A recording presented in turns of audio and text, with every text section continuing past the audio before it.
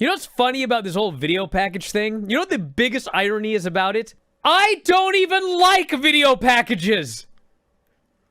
Do you guys understand? Do you know what happens when WWE has a 3-hour show and 30 minutes of it is video packages? I gleefully fast forward through all of the video packages. It's been a long weekend. So happy Father's Day to everybody. Let's move on.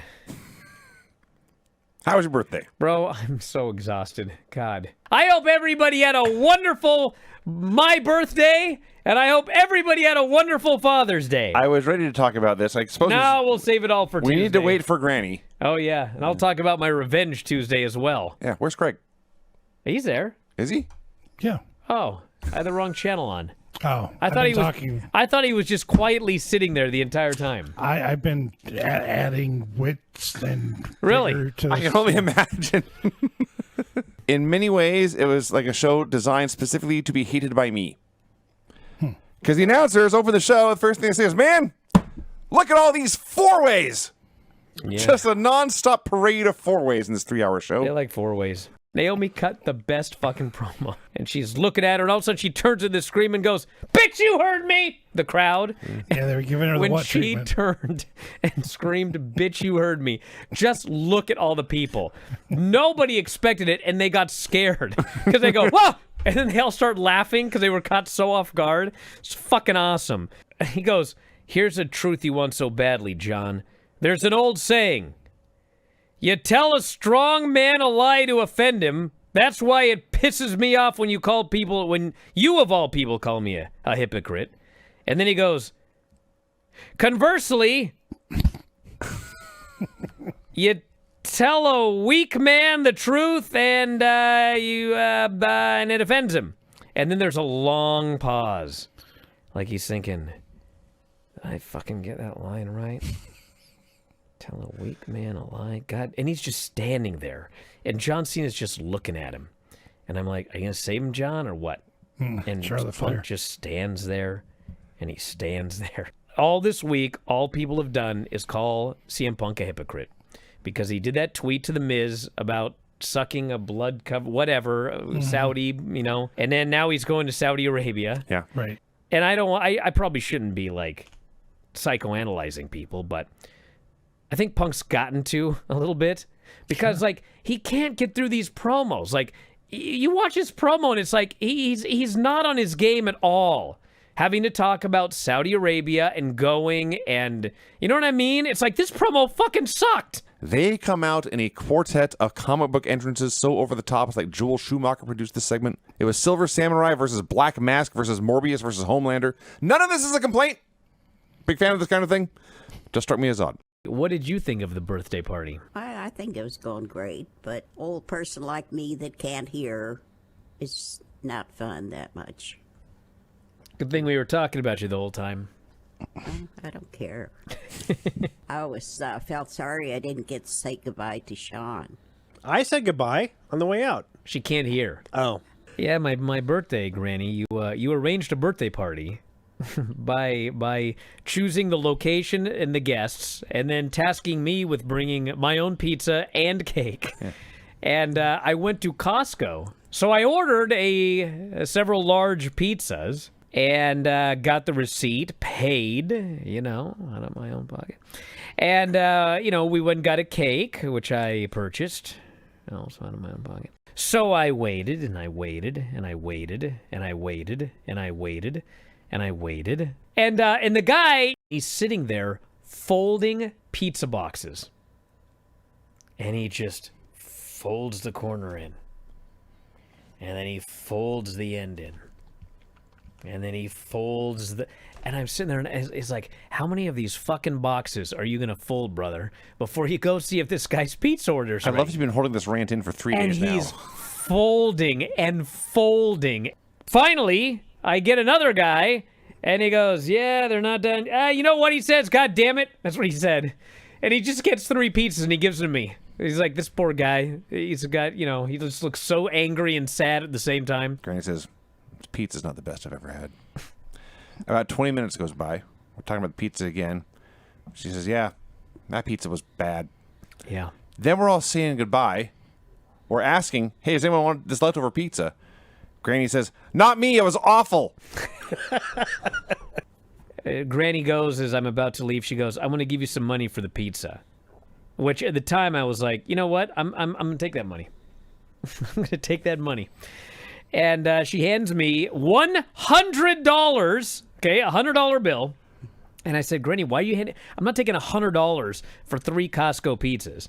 And she goes, what are you talking about? And I said, dude, these are Costco pizzas. These these pizzas they're like $10 each. And without skipping a beat, she goes, no wonder they sucked. I think it's the first time all 4 of us have been together in a while. Yeah, but Granny, I don't plan on doing it again until I'm 100. That was a good picture. I should have been in it, though. Name the hit single by the band Bow Wow. I Want Candy. Wow.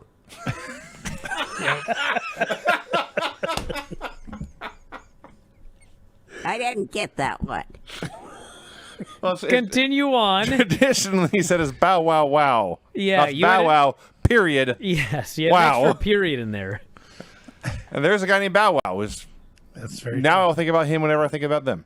Name the hit single by the band Bow Wow Wow, which placed number 86 on DHI's list on the 100th greatest song of the 1980s. Sean, the floor is yours. I Want Candy. From the moment I've woken up today, all I've heard about is video packages. You know what's funny about this whole video package thing? You know what the biggest irony is about it? I don't even like video packages. Do you guys understand? Do you know what happens when WWE has a 3-hour show and 30 minutes of it is video packages? I gleefully fast forward through all of the video packages. You guys act like I like them. Like I'm like, oh my God, I can't wait to see this recap of Bronson Reed squishing Sami Zayn with the tsunami for the 84th time. God damn, let's watch that again. No, I fast forward through it. I just want to help everybody. I'm not arguing about what I like. I'm arguing about what I think is effective for a wrestling company. That's it. I'll shut up about it now. Jesus, leave me alone. For fuck's sake. God damn.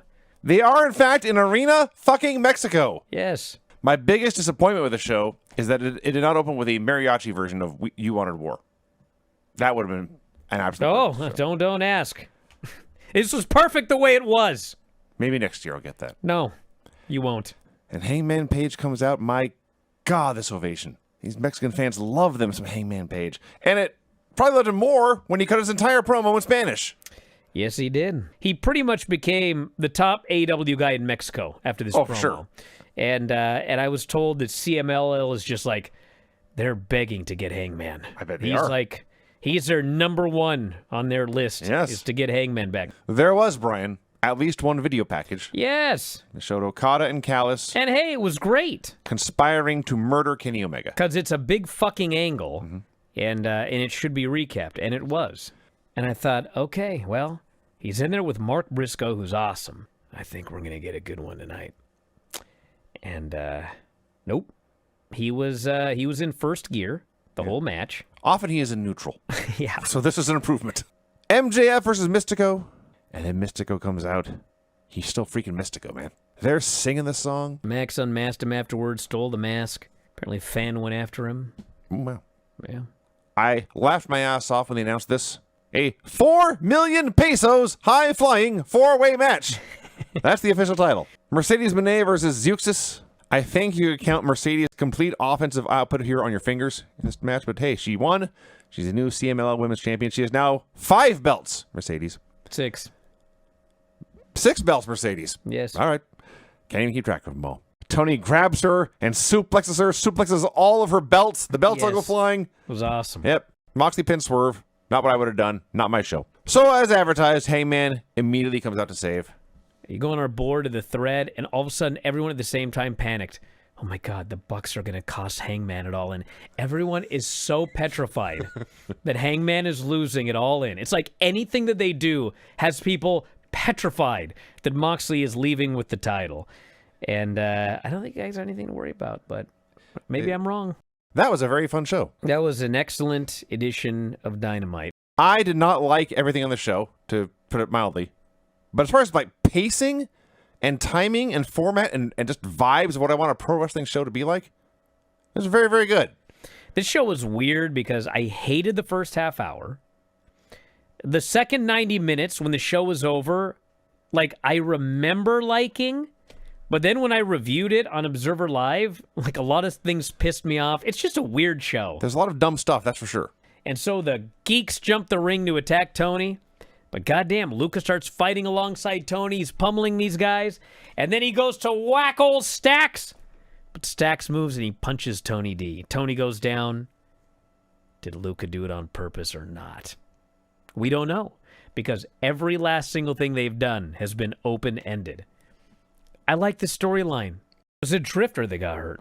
He did the Undertaker rope walk, landed on his arm, and hurt himself. I still don't have an update. No one seems to know, but didn't look good. He worked the entire match with one arm. That sucks. Jordan comes out to a new song.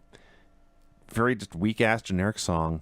And these NXT fans who love everyone and love everything began to chant, "Fire, Deaf, Rebel." Wow. Fire, Deaf, Rebel. Wow. I thought maybe by the end of the match they would change Jordan's music back like they did with Mina Shirakawa at AEW, but I don't think so. The Blake Monroe contract signing. She does the Tony Storm gimmick of having homoerotic dialogue about jumping in bed with a locker room. She is absolutely 100% doing a heel character. But by the end of this, she's feuding with JC, or getting a title match with JC. It's a former AEW star who's going to come in and immediately win the title. That's all fine and dandy, That's but what they do. For all of these reasons, she should at least start as a babyface. Like Mercedes did I in think AEW. she is a babyface. No, she's not. It's NXT, dude. I think she's a babyface. That sure was an NXT program. I'd say that Dynamite show was better. I think so. I preferred the show in Arena Mexico to this one. Yeah.